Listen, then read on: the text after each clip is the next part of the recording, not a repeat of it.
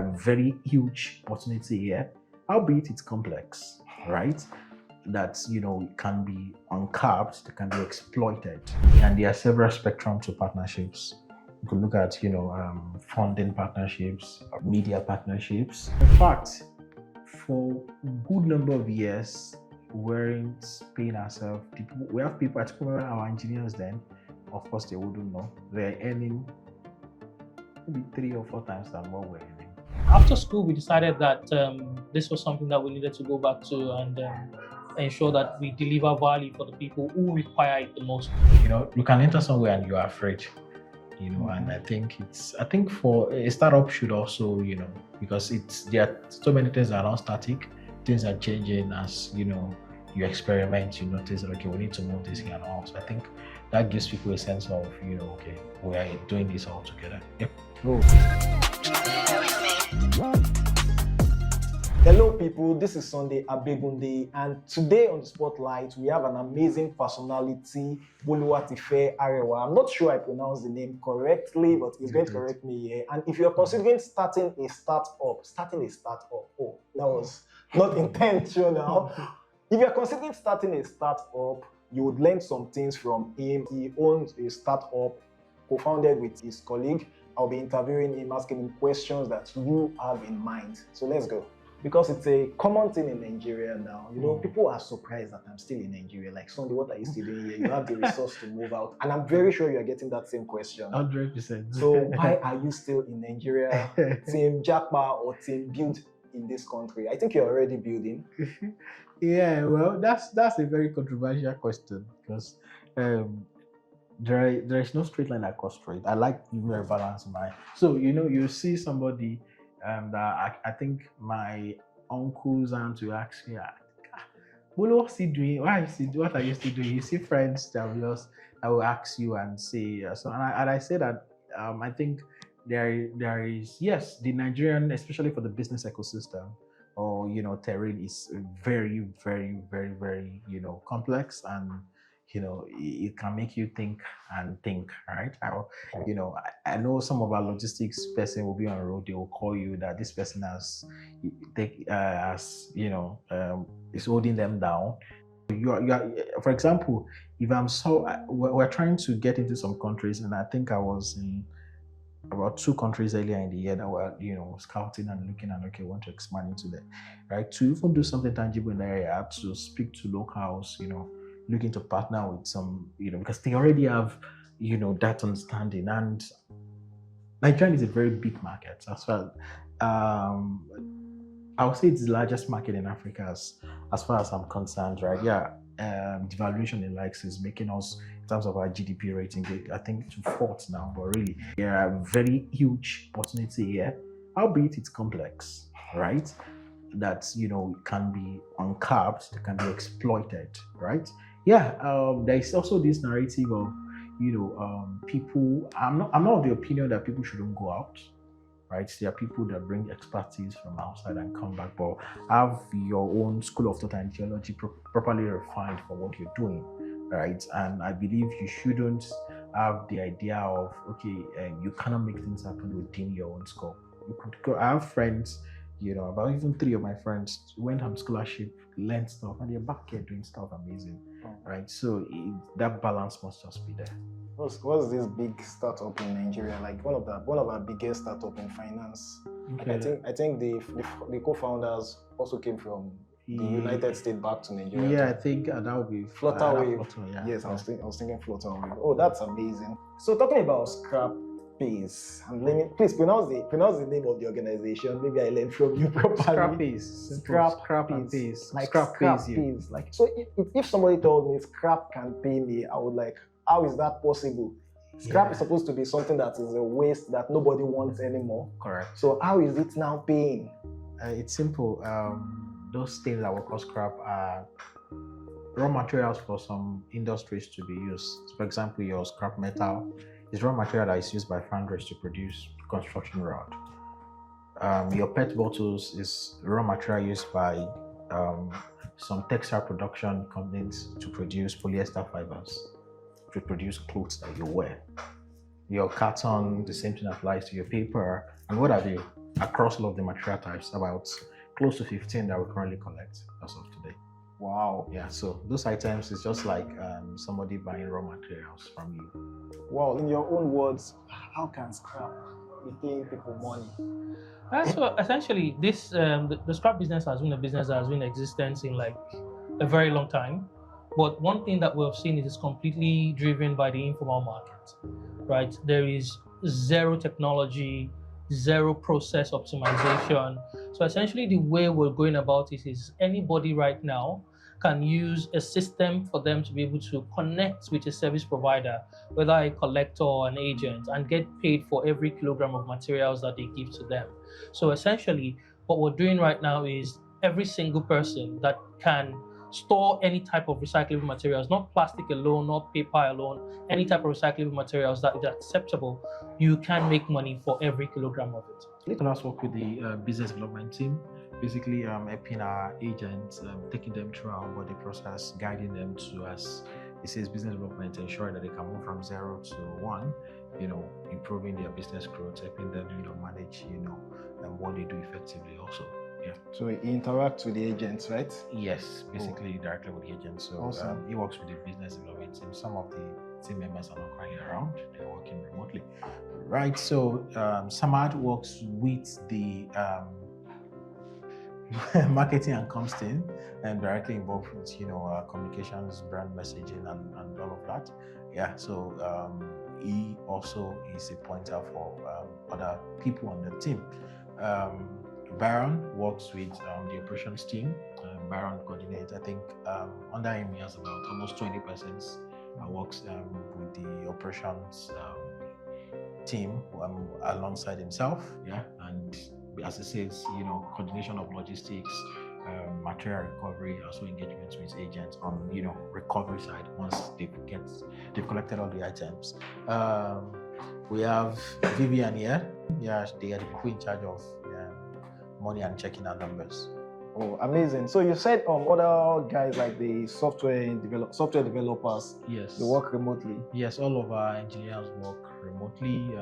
Some are in Lagos, Port Harcourt, Jos, across board, right? Oh, so what's your perspective on remote work? Because before COVID-19 in 2020, everybody works on sites, but now like some people want to work remotely, some hybrid, and some on site. Yeah, everyone on the team works hybrid outside of the remote team that works fully remotely, right? Everyone. So, for example, if you had been here, maybe on Monday you might not see anybody, or you can see 1 or 2 persons here. You can come in anytime you want to. But yeah, there are specific days that everybody must be around. Oh, right? Amazing. So my perspective of remote work, yeah, I think for specific roles is possible, and for engineering role there are tools, there are ways to communicate. If you are not doing what you want to do, it's obviously, and communication is for some roles, full, for example, for operations team, they are always, but because that's what it's operations, Mm-hmm. So it depends on the type of role and the context to the business or what the business requires. Some, roles, really, if you're in Lagos, you don't need to be around every day, so you could do hybrids, because some things, there's a place of personal engagement also, whereby we're able to talk, physically engage, some sort of team bonding and all of that also happens so for me it's contextual basically. Oh, that's amazing. So talking about team bonding, what are the steps? I once did a 9-to-5 job. I quit. I think that's about 3 years ago or thereabout now. Okay. And the environment was okay, it was not toxic, but I had a lot of friends that were doing 9-to-5 together then that were always complaining about their workplace being toxic.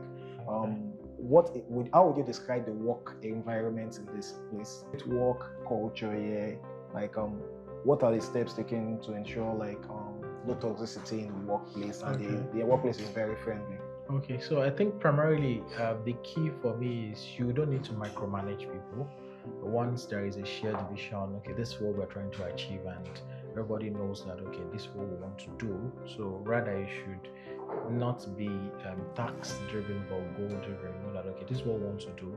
allow the person to be able to, think, innovate, and say, okay, this is what I advise. And when people bring, opinion also, it's important that you also look, okay, I think this is why this will work, this is why this will not work, and as a team, reach, a central consensus to say, okay, yeah, I think this is what we can go about. And where work become toxic is when people think their input is not appreciated, or you can't even say anything, they don't listen to you, or when there's a sense of, you can enter somewhere and you're afraid, and I think for a startup should also, because there are so many things that are not static, things are changing as, you experiment, you notice, okay, we need to move this here and all. So I think that gives people a sense of, okay, we are doing this all together. Yep. Oh, that's amazing. Okay, so you just mentioned startup. Like, do you prefer a generalist or a specialist?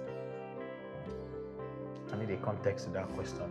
Okay, like when you want to hire someone, would you prefer to hire a UI UX designer that is just a UI UX designer? Okay. Or you prefer someone that is a UI UX designer and can also do maybe graphics design, or can also edit videos, something like that? So that's a generalist. Okay. So to be frank, especially at a startup needs some sort of generalist, because you are not hiring a army within your marketing and maybe comms branding team.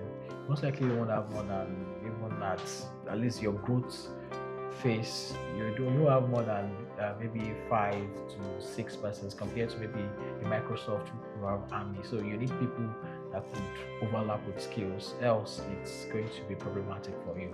And it's important, for example, now all our software developers are full stack, right? Which means I won't be disturbed that I need backend. This person is only, I only do backend.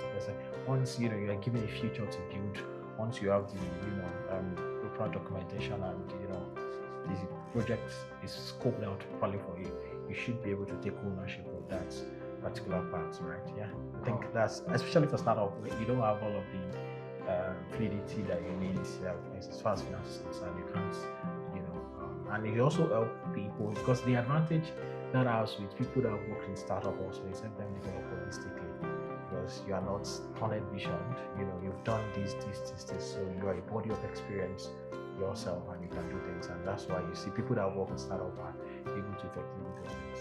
Oh, that's actually typical of question. My last question, I promise. Okay. And I know your startup got some funding from, it was on Crunchbase, okay. Yeah, I think Catalyst funding or something like that. Okay. Then I observed on your LinkedIn profile, you did some courses that teaches me like stuff like how to pitch, how to seek funding, like as in for startups out there. Like, can you give a guide or an advice specifically speaking to somebody considering starting a startup? Okay, so I think I will just give maybe a masterclass. I'll try to squeeze it in 3.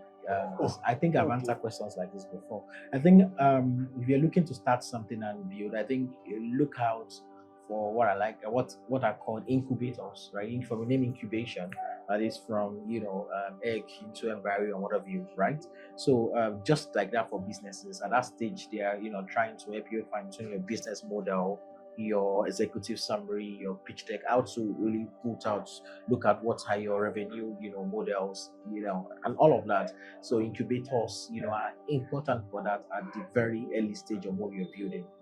Some incubator comes with funding, but primarily at that stage, it's not really the funding is not the focus, right? But actually helping you to structure that. But yes, I'm a good advocate of giving people a level of funding, because at that stage you really need to maybe implement. At that stage you are trying things, you are pivoting, learning, talking to users, prospective users in some situations to know, okay, these are what I need to put together. This you are testing hypotheses about the solutions to the problem you've identified and what have you. And a bit higher than that are accelerators. We've been part of a couple of accelerators before. Startup-wise, guys, is one of the leading accelerators in Europe. Speak to before I go, an example of an incubator, quote unquote, is Founders Institute. Advise people to it definitely help shape whatever you're doing, right? We have accelerators, You have been part of a couple of them. Accelerators basically, as they are trying to accelerate to some extent, you have a level of business concept already built out. But how can we accelerate your growth from where you are to the next stage in your development cycle, right? So that's where accelerator comes in. A good number of accelerator is want to accelerate at that point, so you need some sort of funding. Some of them, a couple of them come with funding, and I apply that. These are open to try and apply. Accelerators require, before you can get to accelerator, a level of quote and unquote traction is required. And when people hear traction, they only think about it from the revenue perspective. Because beyond revenue perspective, what's the number of prospective users you have in terms of your MVP, have you progressed? A couple of other dynamics, depending on the context of what you're playing in, becomes your own, traction.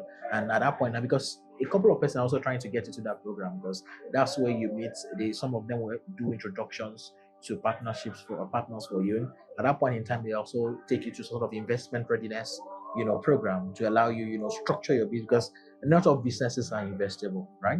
Now, not all businesses can attract venture capital, venture funding, right? There are structures that you need to put in place, and your model also needs to be very scalable, right? And that's what, you going through incubators and accelerators tries to shape and position you for, right? And that gives us those type of structure. Within that period also is when your product also needs to be speaking to the rest of the person you are growing, and there's what they call scale up. Also, at this stage, you can start attracting the venture capital funds. You mentioned about, part of people that joined our last round, Catalyst Fund and some Loyal VC and some other persons that we've, raised funds from. During that stage also is when, at that point in time, you are structured. What your goal at scale up is growth, right? That's at that point in time you are trying to expand. That's growing your user base. You are bringing in new solution, new features, or you are trying to develop new revenue verticals, right? And that's that journey. So you don't just say, okay, today you start. You want to, especially within the African context, I like to be very real. Maybe if you're in Europe or I've seen people that raise direct fund just with pitch deck without any product and level. Contextually, because some of this thing that we hear, we need to contextualize it. Here, you need to at least have some sort of tangibility to what you do, right? Start, incubation, apply for programs here and there. Go from incubations, some of them are incubators, accelerators, help you shape. Some of them give you access to fundings and the likes. And okay, now, thank you for being elaborate in your response. And one thing I want to ask is this: at what point do you consider going into the accelerator programs? Okay. Is it maybe like the iteration stage, maybe like when you just have the idea for your startup, or you've already started, like you said, the person should have maybe a degree of traction before pitching out? I'm not sure I answered right. Okay. Yeah. And so incubation. So incubators can take you with just an idea, right?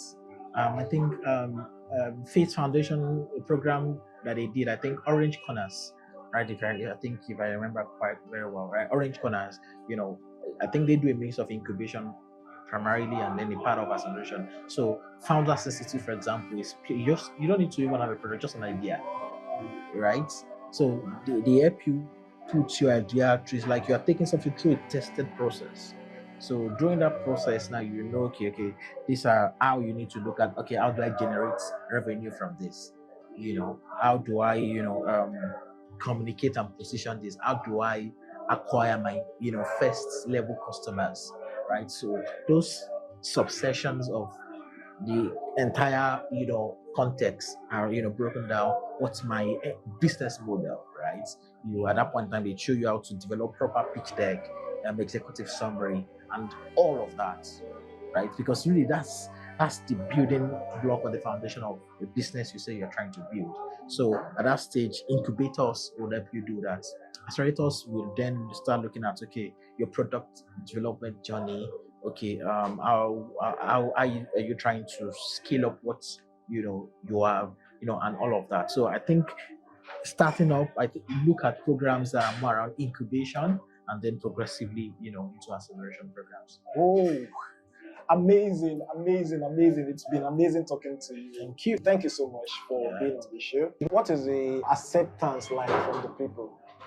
So when we talk about acceptance, what we've seen is for this type of business we're in, there is a need for a cultural change or shift in cultural perspective for quite a number of persons in terms of how they accept storing recyclables in their house themselves. But currently, we can see that we have a network size that is booming. Currently, we've serviced over 50,000 different individuals that have interacted with our system across all of our platforms. So you can see that yes, the acceptance is growing, and it's interesting for us to continue to do this. Wow, that's impressive.